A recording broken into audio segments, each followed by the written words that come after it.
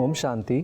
आज मैं आपको बताऊंगा कि हमारे जो मिसिंग टीथ होते हैं, किसी किसी में कुछ कुछ दांत नहीं होते हैं, तो उनको रिप्लेस कराना, मतलब उनको अल्टरनेट उनका ट्रीटमेंट करा के उनको उन दांतों को फिक्स कराना क्यों ज़रूरी है।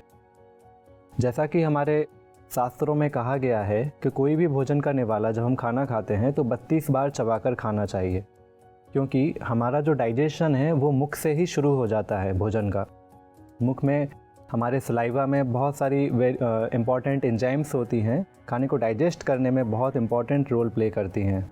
जैसे आप और हम सभी जानते हैं कि यदि किसी के सामने के दांत नहीं हैं तो जब वो किसी से बात करता है तो ऑटोमेटिक वो थोड़ा कॉन्शियस होता है कि लोग उसके बारे में क्या सोचेंगे, कैसा लगेगा।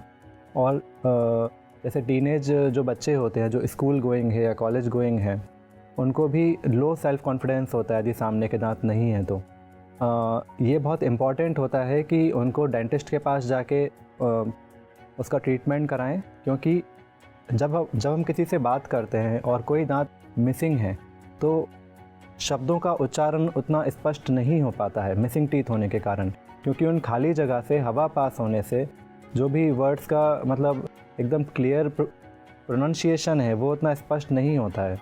तो इस प्रकार से यदि कोई भी दांत मिसिंग है तो प्रॉपर वर्ड नहीं निकल पाता है। दूसरी बात, यदि हमारे दांतों में यदि एक साइड कुछ दांत मिसिंग होने के कारण हम यदि वहाँ से नहीं चबा रहे, केवल दूसरी साइड से ही भोजन कर रहे हैं, तो लॉन्ग टर्म में इसका इम्पैक्ट ये होता है कि जहाँ से हम भोजन नहीं कर रहे हैं वहाँ की जो मांसपेशियाँ हैं, वहाँ के जो दांत हैं, उनकी वो थोड़ी सी डाउन हो जाती है।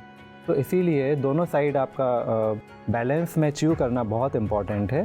तो आगे आने वाले एपिसोड्स में आपको इसी प्रकार जो भी इम्पॉर्टेंट अपडेट्स हैं अपनी ओवरऑल डेंटल हेल्थ को लेकर, वो देते रहेंगे टाइम टू टाइम। अपना ख्याल रखिए। ओम शांति। शुक्रिया।